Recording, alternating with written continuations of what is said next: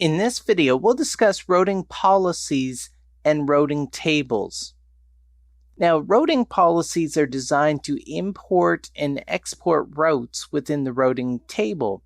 We have what they call import policies, which import routes into the routing table or allow the routing information to be imported into the routing table that's received from neighboring devices. And we also have export policies, which are designed to allow our routes to be exported out to neighboring devices. So these routing policies control routes that are placed in the routing table, which is again an import policy, whereas we also have routing policies that control what routing information is exported out to our neighboring devices, and that's what's known as an export policy.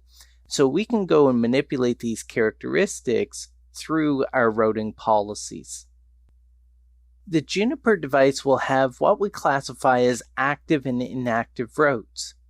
Now, how this works is that when multiple routes to the same destination exist, the Juniper device will select the best route or the best pathway and flag this as being the active route. So this is going to be the route that's going to be utilized to send packets to that destination.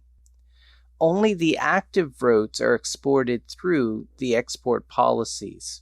Now, this includes the default export policy, but also any user-defined export policies that you might create. Also, the routing engine only uses routes from the routing table for the routing process. There are a number of different explicitly configured routes that can be configured on the router itself. Some of those types of routes could be aggregate routes or generated routes. Now, aggregated routes are designed to summarize routing table information, but not actually be used as forwarding information, whereas generated routes are like aggregated routes, but used for forwarding packets themselves. We also have local routes and static routes that you can explicitly program in and specify a next hop for. It's important to note that direct routes are not explicitly configured. Direct routes come from your connections. So once the router is connected to a physical network, it'll have those direct routes automatically configured.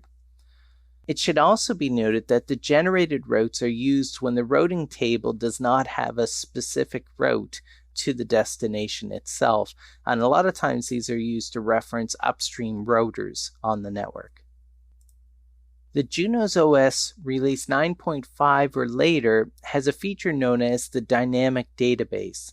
Now, the dynamic database is not subject to the same verification process that's required by the standard configuration database, which means that it takes a lot less time to commit changes in the dynamic database than it would in the standard configuration database.